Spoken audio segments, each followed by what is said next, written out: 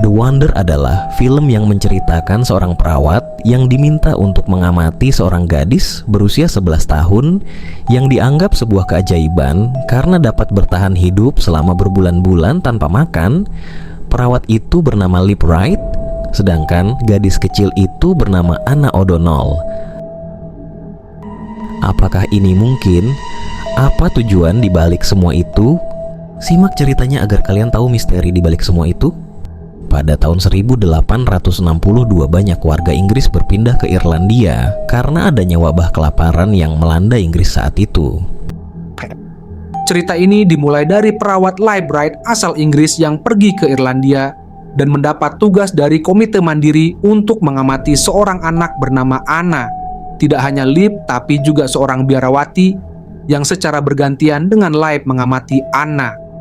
Tujuan pengamatan ini adalah untuk mengetahui bagaimana Anna bertahan hidup tanpa makan. Liv tidak percaya dengan ini semua. Selama pengamatan biarawati dan Liv dilarang saling berdiskusi, pengamatan ini akan dilakukan selama 2 minggu.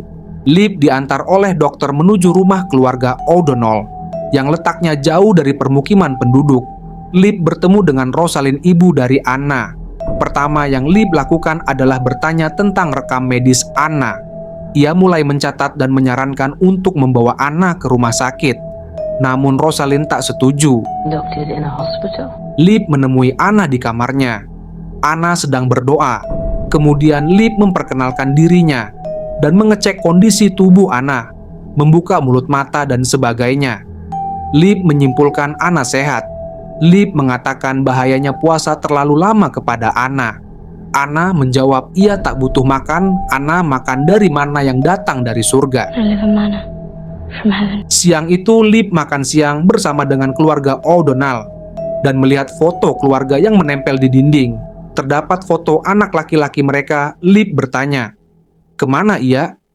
Rosalind menjawab 4 anaknya pergi. Kemudian mereka balik bertanya kepada Liv, apakah Liv memiliki anak? Liv menjawab dulu ia memiliki anak namun meninggal saat masih bayi dan dia adalah seorang janda. Anna adalah anak yang rajin beribadah. Sore itu saat ganti sip dengan biarawati, Liv tak percaya dengan apa yang terjadi dengan Anna. Bisa jadi Anna makan secara diam-diam. Pagi harinya Liv pergi ke sebuah makam, kemudian ke rumah O'Donnell dan melihat foto mendiang Pat. Di situ Liv baru tahu bahwa Pat telah meninggal dunia. Kemudian Liv mengecek ruangan Anna sambil mengajak Anna terus bercerita. Siapa tahu ada makanan yang Anna sembunyikan, namun Liv tak menemukan apapun. Kabar berita tentang Anna, seorang anak ajaib yang tidak makan 4 bulan, ramai dimuat di media massa. Seorang jurnalis bernama Will datang dari Inggris diminta untuk mewawancarai Anna. Namun Liv tak memberi izin. Setiap pagi hari dan malam hari Nyonya Rosalind datang menemui Anna, memberi doa-doa dan mengecup bibir Anna. Ini adalah hal yang sakral yang harus dilakukan setiap hari. Mereka sangat meyakini keyakinannya. Malam itu Liv berinisiatif untuk melarang siapapun bertemu Anna, termasuk keluarganya kecuali ia dan biarawati. Ini Liv lakukan agar pengamatannya lebih objektif. Liv mendapat teguran dari komite, tapi Liv tetap kekeh dengan idenya, terkecuali mereka mau mengakui kebohongan itu. Segera setelah itu kondisi Anna memburuk perlahan. Esok harinya Liv mengecek kondisi Anna secara berkala seperti biasa dan mendapati gigi Anna copot. Anna selalu berdoa setiap saat dan mengucapkan doa sebanyak 33 kali. Kondisi Anna semakin hari semakin melemah dan pucat. Liv menemui Nyonya Rosalind dan Pak Donald agar membujuk Anna untuk makan. Mereka tak bersedia karena sudah berjanji untuk tak meminta Anna makan.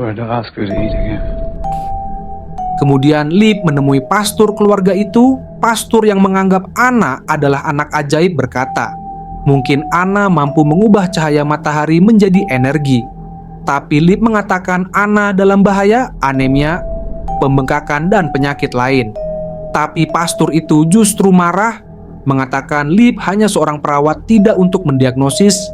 Liv dibayar untuk mengamati, bukan ikut campur. Pagi itu Lip yang melihat Anna dengan kondisi yang lemah meminta makanan ke dapur dan memaksa Anna untuk makan. Lip memasukkan selang ke mulut Anna, tapi tetap tidak berhasil. Lip menyadari apa yang dia lakukan adalah salah memaksa Anna dengan caranya itu. Di hari yang cerah dengan kondisi lemah, Anna pergi ke sebuah kebun untuk menunjukkan sesuatu kepada Will, yaitu sumur suci yang terdapat sebuah pohon yang dapat menghilangkan rasa sakit.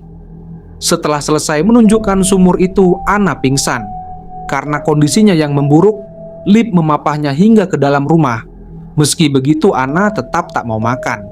Lip terus mengecek kondisi Anna. Yang semakin hari semakin mengkhawatirkan. Lip mengatakan kepada Anna, kecupan ibu itu sakral. Dan Lip mengatakan bahwa ia tahu ibunya menyalurkan makan yang ia kunyah melalui kecupan itu, agar Anna bertahan hidup. Namun Anna menganggap itu adalah manna dari surga. Lip harus melaporkan temuannya itu. Karena ini adalah tugasnya, Lip terus membujuk Anna untuk makan. Tapi anak selalu menolak. Anna berdoa 33 kali setiap hari, dan berpuasa selama ini ia lakukan untuk membebaskan satu jiwa, yaitu kakaknya. Ini adalah penebusan dosa untuk menolong kakaknya yang dibakar di neraka. Karena kakaknya mencintai Anna sebagai adik dan istri. Saat Anna berusia 9 tahun, mereka menikah lalu Pat jatuh sakit. Dan itu ganjaran untuk Pat. Lalu ibunya mengatakan ini salah Anna. Lip terus memikirkan cara untuk menyelamatkan Anna. Lip mengumpulkan anggota komite dan mengatakan apa yang ia amati. Anna sekarat. Dia sulit berdiri, denyut nadinya semakin cepat.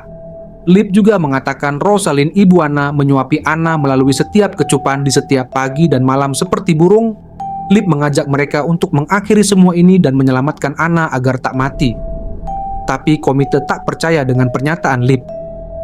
Kemudian komite bertanya dengan biarawati apakah biarawati melihat hal tersebut.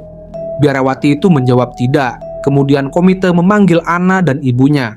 Saat Anna ditanya apakah ia mendapat makanan dari ibunya, Anna menjawab ia makan dari manna dari surga. Kemudian komite meminta Lip melanjutkan pengamatannya. Lalu pastor mengatakan akan melakukan persembahan misa besok malam dan berdoa untuk kesembuhan Anna. Lip memikirkan cara untuk menyelamatkan Anna dari kematian. Anna muntah-muntah dan lemas. Nyonya Rosalind mengatakan dia adalah anak yang terpilih. Lip membujuk Nyonya Rosalind agar mau mengecup Anna lagi, karena membiarkan anak mati padahal ia dapat mencegahnya. Itu adalah perbuatan dosa. Begitu bujuk Lip, Nyonya Rosalind menjawab ini adalah penebusan dosa untuk Anna. Dan ia yakin kehidupan yang kekal adalah kehidupan setelah mati. Dan anak-anakku pasti masuk surga. Begitu ungkap Nyonya Rosalind, kemudian meninggalkan Lip. Lip meminta bantuan Will membawa Anna pergi saat malam misa nanti malam. Lip ingin menyelamatkan Anna dari kematian. Lip meminta Will datang di sumur suci, tapi Will merasa keberatan karena ini adalah penculikan dan mereka bisa dipenjara. Lip terus membujuk Will. Saat yang dinanti tiba. Saat keluarga Anna dan biarawati pergi ke misa, Lip menemui Anna dan mengatakan sebentar lagi ia akan mati dan bertemu Tuhan. Kemudian Lip mengatakan bagaimana jika setelah kau mati Tuhan melahirkanmu kembali di usia 9 tahun tanpa musibah. Dan namanya adalah Nan. Itulah pengaruh psikologi Lip kepada Anna. Kemudian Lip membawa Anna pergi ke sumur suci. Sesampainya di sumur ia membaringkan Anna. Lip mengatakan saatnya menghadap Tuhan dan pejamkan matamu. Selamat tinggal Anna. Anna memejamkan matanya. Tak lama Lip membangunkan Anna kembali dengan sebutan Nan. Anna membuka mata dan bertanya, apakah aku Nan? Iya begitu, kata Lip.